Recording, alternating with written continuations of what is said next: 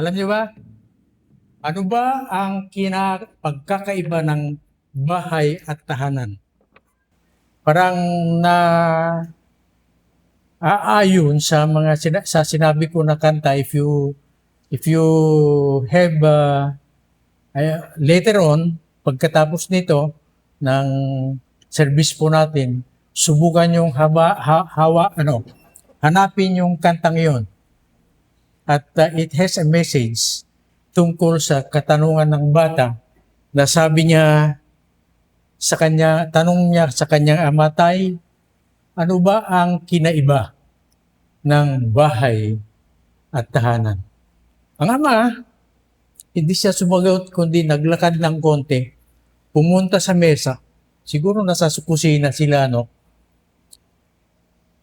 At andun yung isang baso na nakalagay. Sabi niya, ito ay bahay. At kumuha ng kandila at sabi niya, pinatayo niya sa tabi ng baso na yon na may tubig na malinaw, inumin na tubig. Sabi niya, this is a house and this is the home. Sabi niya, a house and a home. Hindi pwedeng may house at walang home. There should be a house para maging home. Amen po ba? Kung manirahan ka dyan sa kalsada, maski mabait ka, that is not a home. So there should be a house and there should be a home. Tahanan at bahay. At sabi niya, ang kandilang ito ang halimbawa ng ama. Pag titignan mo, sabi sa kanyang anak, ang kandilang ito sumisinag sa basong ito na may tubig at mas maliwanag dahil merong kandila. Ito ang tinatawag ng bahay at tahanan. Kaya mga kaibigan, mga kapatid, sabi ng ama, ngayon ito ay parang tahanan. Pareho rin na laman, pareho rin na lugar, ngunit may presensya ng liwanag, init at buhay. So, mahirap ang bahay na walang tatay. Amen po ba? Dito, hindi napapansin ng mga karamihan na a house and a home goes together, and when the candle, which is represents the father of the home, magiging tunay na tahanan. Amen po ba? I'm very sorry. Matagal na wala ako sa bahay. For 14 years.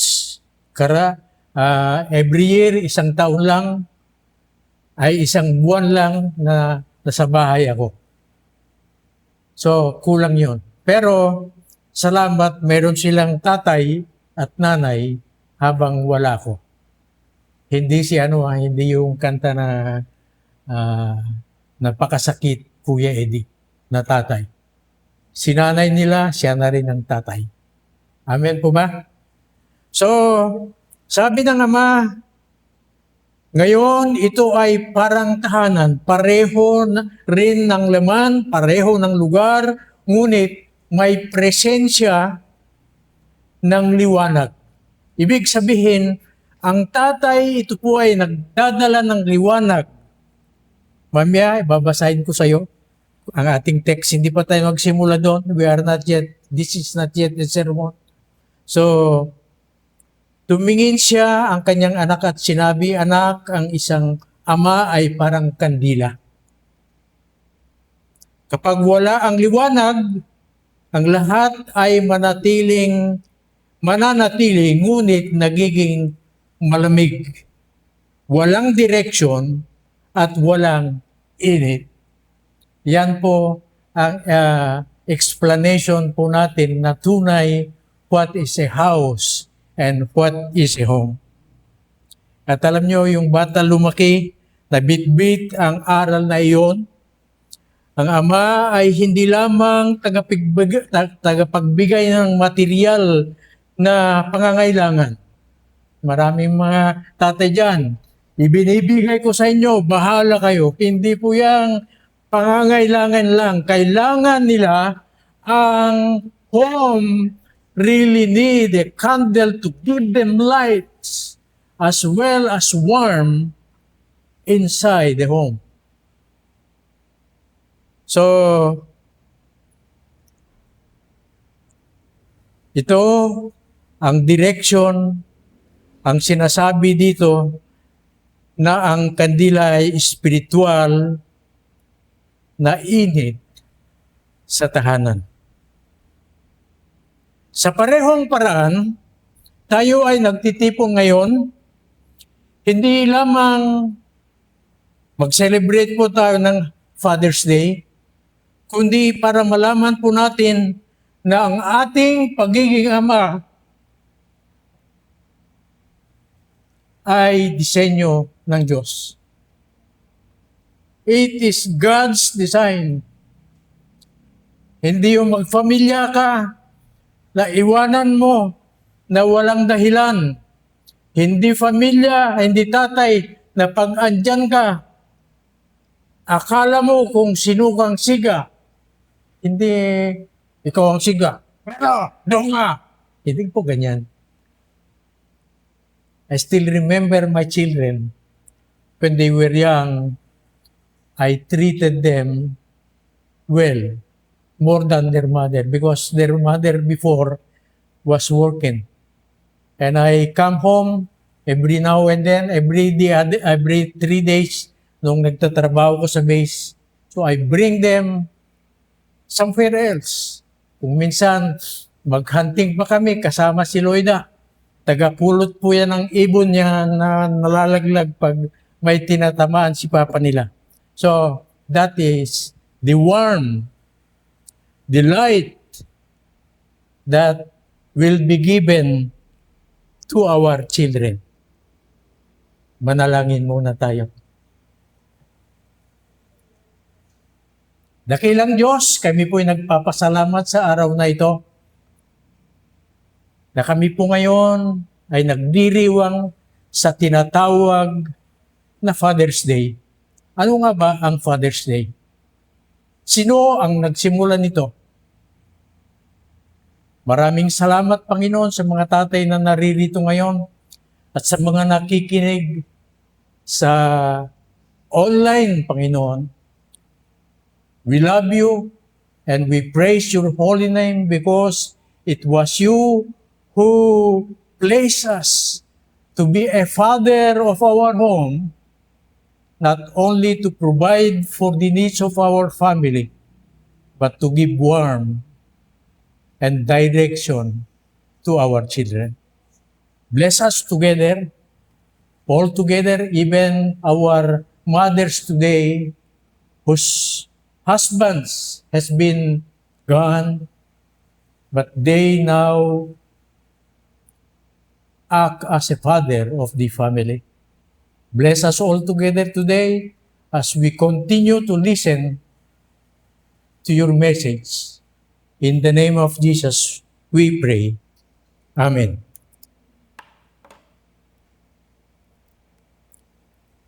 Ang ating teksto sa umagang ito,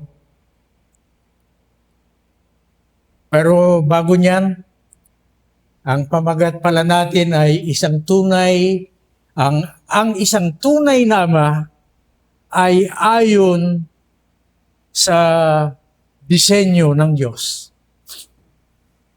A true father is according to what God's design for him. Amen. Yan ang tunay na ano. Basahin po natin dito sa aklat ng Salmo 103 verse 13. Isang ano lang po ito. Isang verse lang po ito. Sabi niya, kung paano nahahabag ang ama sa anak niya, gayon siya nahahabag sa may takot sa kanya. Ulitin ko. Kung paano nahahabag ang ama sa anak niya, gayon siya nahahabag sa takot ng may takot sa kanya. Kaya may kasabihan para din sa mga magiging ama, may kasabihan na ganito. Kung sino ka ngayon sa mga magulang mo, ganun din mga maging anak mo. Who you are today to your parents, that's what you're gonna be for your children. Ingat po tayo doon. So, yun po ang ating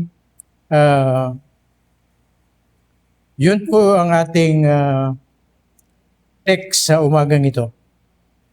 Ang pagiging ama ay hindi lamang isang biological na tungkulin, kundi isang banal na atas mula sa Diyos. Sa panahon ngayon, kung saan ang kahulugan ay pagiging ama ay madalas nalilito o humihina, ibinabalik ng banal na kasulatan ang tunay na kahulugan ng isang ama at liwanag upang ipakita ang katangian ng Diyos sa tahanan, sa pamumuno, at sa pag-ibig. Sino ang nagsimula ng pagdiriwang ng mga kaarawan ng mga ama? Sino? Alam niyo ba? Ang makabagong pagdiriwang ng Father's Day ay nagsimula noong unang bahagi ng 20th century. Sa Amerika, sa karaniwang iniuugnay kay Sonora Smart Dodd,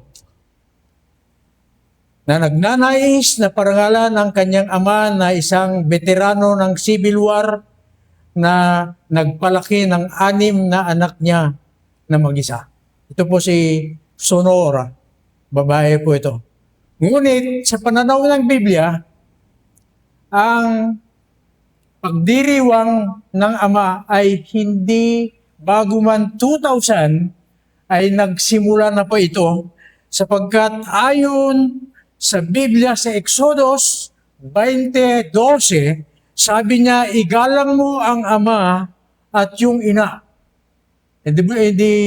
One of the 10 Commandments, sabi niya, honor your father and your father that you may have a long life.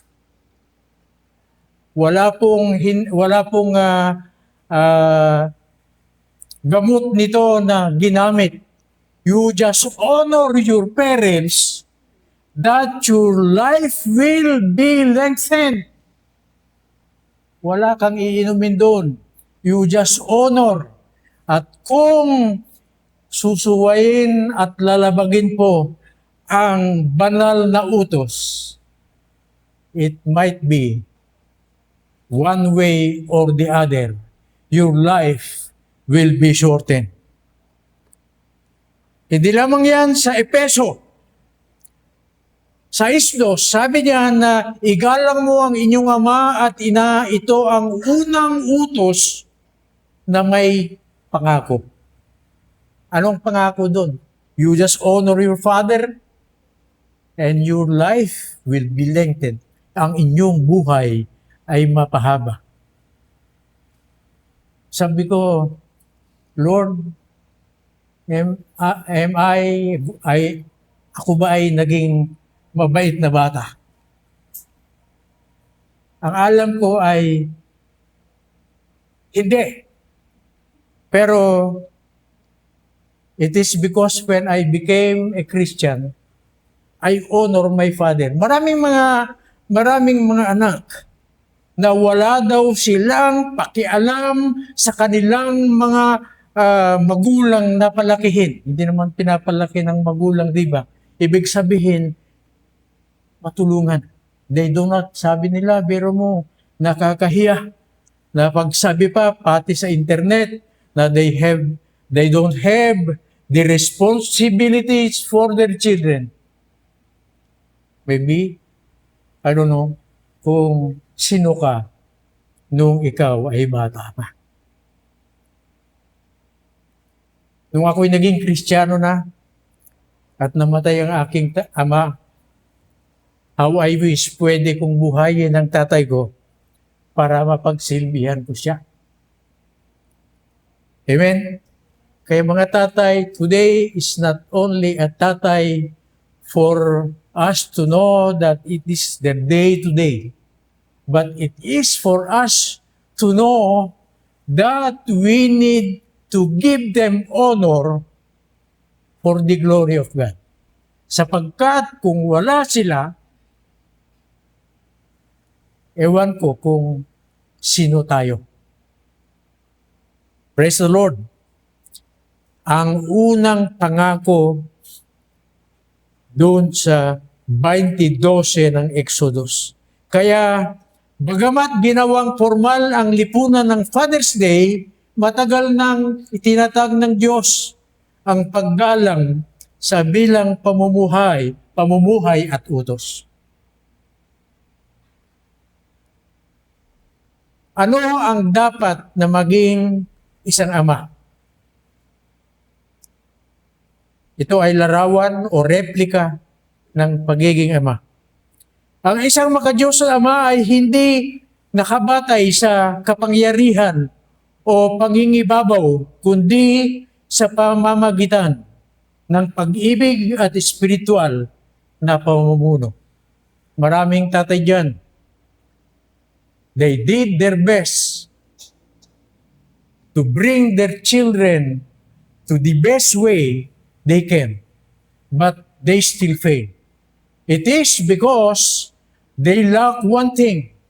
They lack spiritual advice for their children. So you are lucky enough because you are in the church. You are reading your Bible. That's why you can give advice to your child or to your children. Ang ama ay isang dapat maging tagapagkaloob.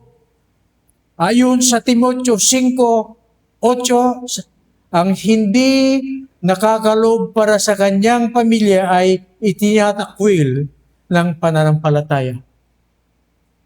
Ang hindi nagpo-provide, ibig sabihin sa kanyang pamilya, kung nasa church ka, nakakahiya ka, tatay. Kung hindi ka nagpo-provide sa inyong pamilya. Pero I know, when you became a Christian, you are far more better today than of yesterday. Amen, mga tatay. Hallelujah. At hindi lamang yan. Pangalawa, sino ba ang maging ama? Siya dapat ang tagapagturo ng katotohanan.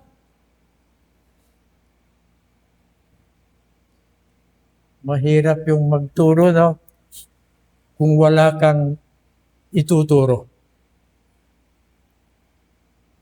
That's why I told you a while ago na maraming makamundong tatay. They have everything, they did good discipline, and yet they lack one thing. When we lack that spiritual advice for our children, they will never succeed. Ang tatay ay isang tinatawag na spiritual na leader. Sabi ni Josue sa 24:15, ngunit para sa akin at ang aking sambahayan, kami ay maglilingkod sa Panginoon. When you are a father, you can bring your children to church. But sometimes, the first one who was brought to the church, yung anak, dala ang kanyang tatay. Well, pagkakataon nyo mga anak, kung kayo ay unang nakakilala sa Panginoon, sapagkat siyempre kayo rin ay magdala sa ating tatay para mas maganda pa ang ating pamilya. Ang tatay ay mapagmahal, ngunit may disiplina. Many times, ako'y namamalo. Masakit akong mamalo. Kasalbahean ba yun? Hindi. But for you to know,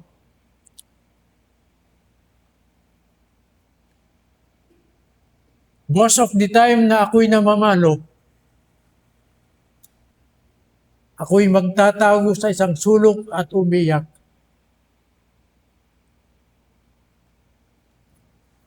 Sabi ko, Lord, I don't have to do this kung maaari lang. Pero ito ang sabi mo, ang maglayo ng pamalo sa anak ay hindi niya minamahal.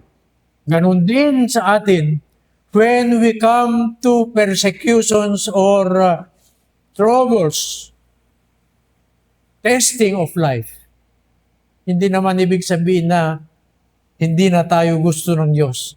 Dinidisiplina lamang tayo. Ganon din tayo mga tatay kung magdisiplina tayo sa mga anak.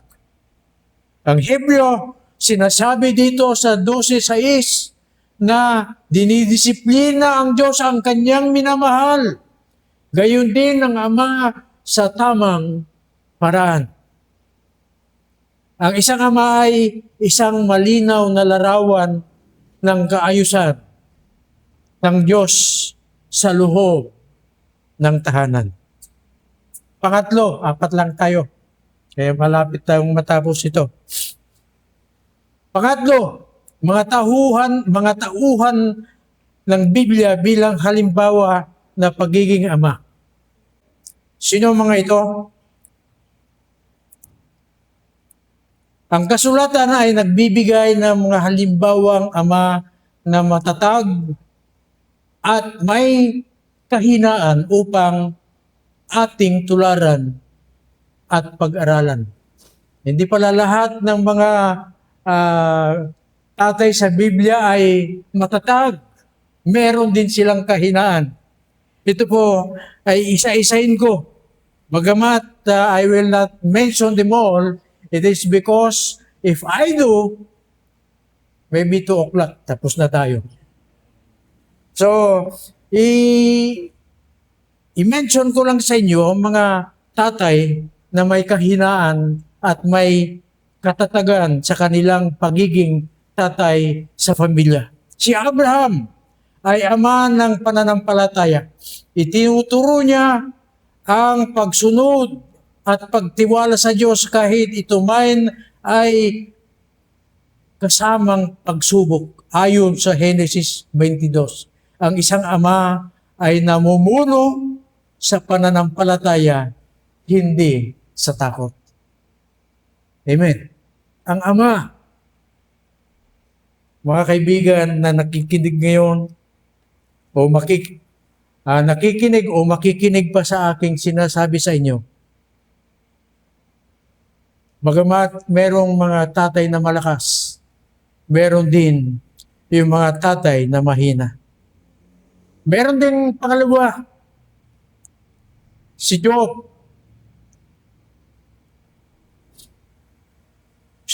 Si Job has a good job. Amen. Si Job ay isang ama na nananalangin at naghahandog para sa kanyang anak. Job 1:5. Ipinapakita niya ang intersesyon at spiritual na pananagutan. According to Job 1:5, ang ama, siya ay nananalangin para sa kanyang mga anak. Kailan? Ngayon lang ba? hindi araw-araw. Dapat hindi tumayaw sa kanyang higaan o sa kanyang niluluhuran hanggat hindi niya maipanalangin ang kanyang mga anak. Amen po ba? Can we do that? So, it is our responsibility just like Job. Sabihin mo sa sarili mo, ako si John, meron siyang job. May trabaho. Trabaho po natin ito. Sino pa? Ang tao sa Biblia na napaka tatag din na tatay ito. Kilala naman mo si Jose. Maraming Jose dito. Merong Jose sa Lumang Tipan, meron din sa Bago. Pero ang ating sasabihin ngayon, ito si Jose ang Karpintero. Kilala niyo ba si Jose na Karpintero sa Bible? Kilala niyo? Sino? Tatay ni Jesus. Sabi nila na si Jesus daw ay mahirap. Hindi po. Si Jesus po ay mayaman. Bakit? Meron siyang tatay na karpintero. The terminology carpintero of today is a contractor. Alam niyo ba yan? Mayaman. So, wag niyong sabihin na mahirap si Jesus. He has everything because he has a father that supported him, sustained him during the 33 days, years of Jesus here on earth. Si Jose ay huwaran ng tahimik na lakas. Huwaran. Biro mo, sabi ng isang anghel sa kanya, ang asawa mo ay magkakaanak. Biro mo, mahirap gawin po ito. Pero tahimik lang. Pinaniwalaan niya ang sinabi ng anghel. Until the day Jesus was born, no complaint. Because God told him to be so. At dito, si Jose ay tahimik sa pagsunod sa Diyos sapagkat pati ang protection ni Jesus nung hinahanap ni Haring Herodes lahat ng mga panganay na anak na lalaki na mas mababa sa 2 taon, umiska po sila ayon sa Biblia at they went to Egypt to hid Jesus there. Amen? Walang kumpleto, hindi niya sinabi, hindi ko naman anak po ito. Bakit ko aalagahan na ganito? But because he has the father figure, ginawa niya ito, si Jose. Tinakas niya mula sa kanilang lugar at nagtago for the meantime when the Bible says, I will tell you when to come home. Ito naman ay isang ama. Kilala ito. He is a father. Warrior. Kinakatakutan ng marami. Pumatay ng higante. Malakas, di ba? Matindi. Pero meron din siyang kahinaan. Bakit po? Si David ay nagpapakita ng lakas. Of course, pinatay niya si Goliath at kahinaan bilang ama. Bakit kaya? Tinuturo ang kanyang buhay na kahit ang mga dakilang leader ay kailangan maging maingat sa kanilang mga tahanan. Hindi siya naging maingat sa kanyang mga tahanan. Nagkaroon ng anak. Kung kilala nyo si Absalom, guwapo ito. He is supposed to be the one to take over his position. But he became a rebel. It is not yet time na siya ay maging hari, siya ay umarsa kontra sa kanyang ama. At ito, isa sa mga marka ni Haring David na he is not a good mentor of his family. Ito naman ang sinasabi sa Biblia, sa spiritual na tatay, si Apostol Pablo. Si Apostol Pablo, may anak ba? May anak ba si Pablo?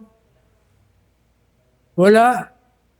Wala. Sa biological children, wala siya. Pero marami siyang tinatawag na spiritual children na ang sinasabi niya dito, pinapaliwanag ni Pablo ang spiritual na pagiging ama sa pamagitan ang kanyang pagsabi sa unang Korinto 4:15.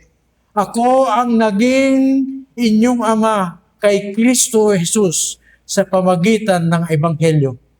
Pinapakita niya na ang pagiging ama ay hindi lamang physical, kundi spiritual na paggabay o di kaya tinatawag na mentorship. Ikaw, siguro hindi ka patatay, pero meron ka bang inaakay na iba? Are you having a mentorship for your spiritual children? Meron ba?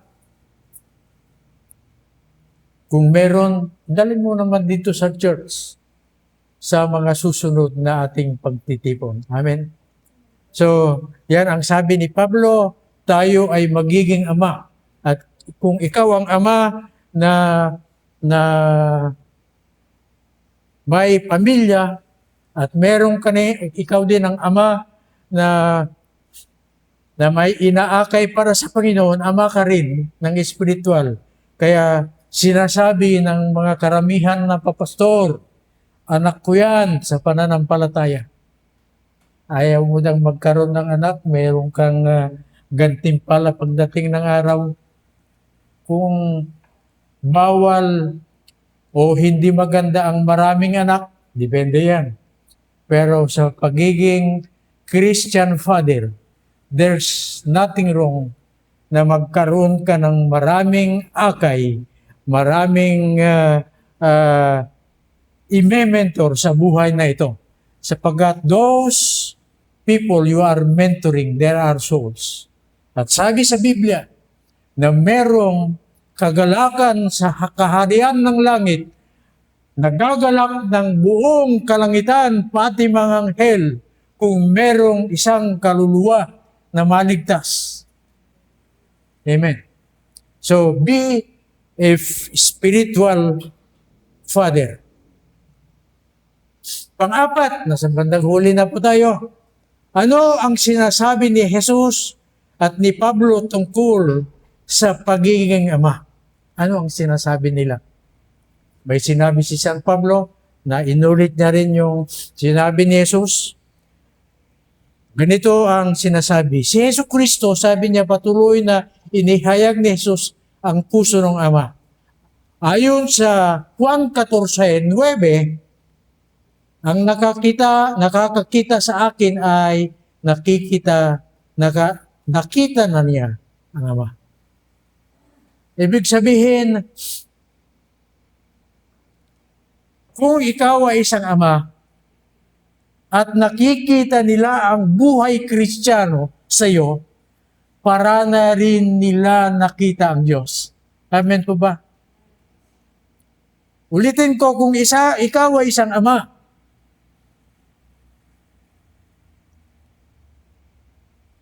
na gumagawa sa kalooban ng Diyos, natutuwa sa iyo sapagkat ikaw ay Kristiyano, ano ang nakikita nila? Nakikita nila ang Diyos.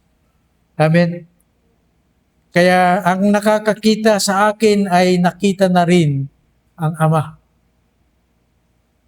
So, tinuturo niya na ang Diyos ay hindi malayo. Hindi kundi isang mapagmahal na Ama. Matthew 6:9. Ipinapakita ni Jesus na ang tunay na kahulugan ng pagiging Ama bilang mapagmahal. Ito ang katangian na unang nakikita ng tao, mapagmahal, malapit sa tao, maawain at matuwid. Ito ang ibig sabihin ni Jesus ng sinuman ang nakakita sa akin, nakita na rin ng Ama. At kung sinuman tayo, nakikita na rin nila si Jesus. Sabi niyo naman ng amen dyan.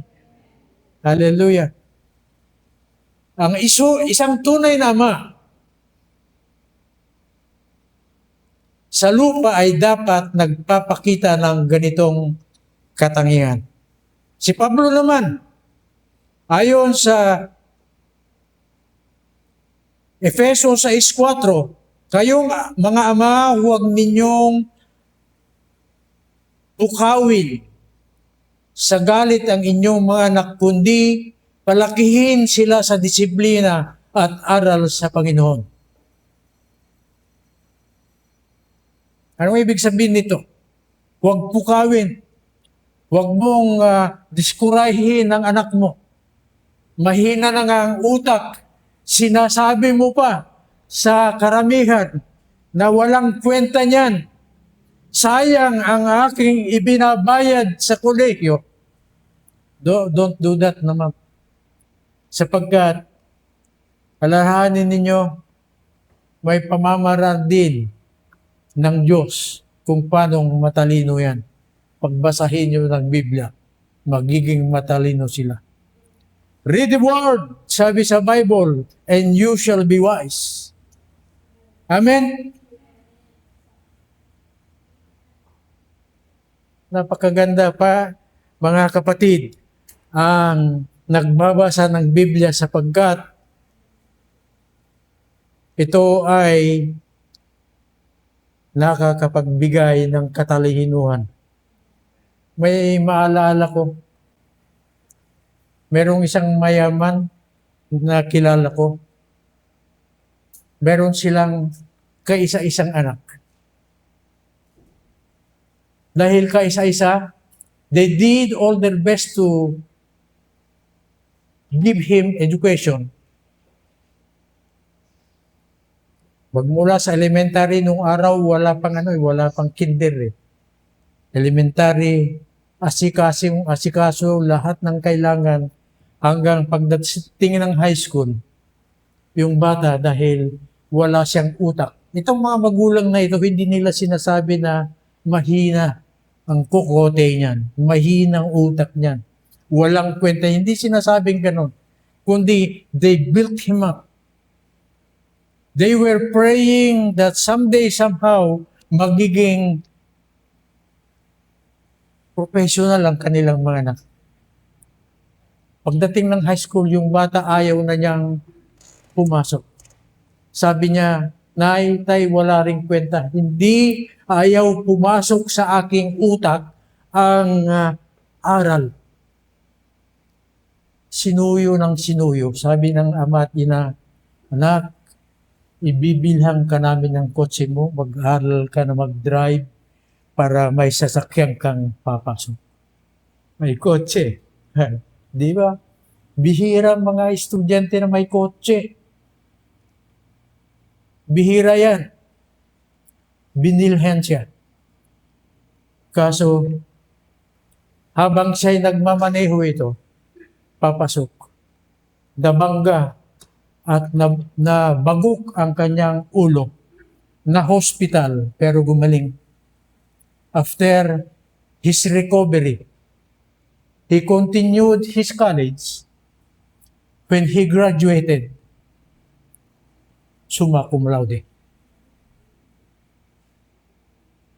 There is a means. They've been praying for him. It's funny, di ba? Nakakatawa yan. Pero reading the words of God will make you wise.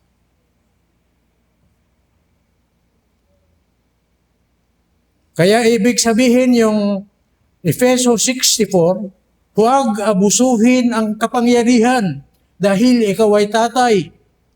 Sabihin ang gustong sabihin, gawin ang gustong gawin, hindi po. Dapat gawin po natin ito bilang tatay sa tamang parahan ayon sa Biblia. Huwag saktan ang damdamin ng anak. Yun ang sinasabi ko na walang kwenta niyan. Never say a word. Alam nyo, madaling magsabi ng salita, pero pilihin mo naman ang sasabihin mo na kung kani-kanino, sapagkat sabi sa Biblia, maaring ito'y makakatulong, yung dila ay nakakatulong, nakakapatay din ito. Kung hindi mo gamitin ng tama. Huwag saktan ang damdamin ng mga anak. Sa halip, hubugin sila sa espiritual at moral na pamumuhay. Amen po ba? Ang konklusyon, tapos na po tayo. Ang isang tunay na ama ay hindi nasusukat sa yaman. Maraming mayaman dyan. Pero failure pa rin sila. Hindi sa katayuan, marami silang hawak na posisyon. Presidente ng isang organization and so forth and so on. Pero hindi nasusukat doon. Leader ayon sa pero dapat ang ama ay tagapagkaloob, siya ay ayon sa hinihingi ng pananagutan. Tagapagturo ayon sa utos ng kasulatan. Ito ay ama. Salamin ng amang nasa langit na nahayag kay Kristo. Ito yung kinukwento ko sa inyo kanina, sinasabi ko. Nawa, ang banal na ama ay maibalik sa banal na pananampalatayang ito at ang bawat tahanan ay maging lugar kung saan ang Diyos ay pinaparangalan. Amen. Bilang huling panawagan para sa ating lahat, mga tatay at nanay na rin, magiging uri ng ama sana sa pamagitan ng inyong buhay, mas magiging madali para sa inyong mga anak na maniwala sa Diyos. Ito po ang tungkulin ng tunay na ama. Ang tunay na ama, sa araw na ito, kung may tatay kayo, meron kang naitatabi dyan. Kung wala ka ng tatay, nanay na lang, may naitatabi ka dyan. Invite mo naman siya, tay, nanay, kain tayo sa labas. Hindi sa labas na bahay. Kain naman kayo sa friends. Amen? Walang nag-aamin. Wala kayong pera ba? Dapat pinaghahandaan nyo ito. Because today is special day. Ulitin ko. Kung may tatay pa kayo, kung wala pa, si nanay na rin. At nanay, isama nyo na rin sila. Tatay at nanay, at saka si nanay na lang at kayo. So may the Lord bless you today. May this Father's Day will be remembered and will be seen through us the goodness of God. May the Lord bless you. Tayo po'y tumayo na. Bumaga po tayo. Alam nyo, hindi ko sinadya na mahaba sapagkat I'm giving you time to bring your parents sa labas. Amen po ba? Kayo mga may hanap buhay dyan. May pera. Kung wala naman, I'm not saying na sa pilitan. Huwag kayong utang kung wala kayo. At huwag niya rin yung pwede mo rin i-postpone. Maski hindi ngayon dahil wala ka. Pero huwag mong palumpasin yan. Today is special day. Tayo po yung manalangin na. Dakilang Ama, Diyos na makapangyarihan, itinalaga mo ang bawat tatay at nanay na taga-asikaso sa kanilang mga pamilya. I'm saying nanay, it is because without our mothers, hindi po kompleto po ito. Kaya sinasali po namin sa araw na ito sapagkat kung kasali ang tatay, kasali na rin ang nanay. That's why I want you, Lord, to bless them, guide them, and give more blessings to them. At anuman, Panginoon, ang pangangailangan nila sa buhay na ito, sana makamtan nila. At kung papano din, Panginoon, ang inyong pagpapala, na sinasabi na hanapin muna ninyo ang kaharian ng Diyos at ang Kanya, bago ang lahat, at lahat ng mga bagay ay maidaragdag sila sa amin. Kami ngayon ay inyong pagpalain. Pagpalain mo ang simbahang ito. Pagpalain mo rin ang mga lahat ng mga tatay sa buong mundo at sa lahat ng mga nakikinig sa oras na ito. Sa pangalan ni Jesus, ito po yung aming dalangin. Amen. God bless us.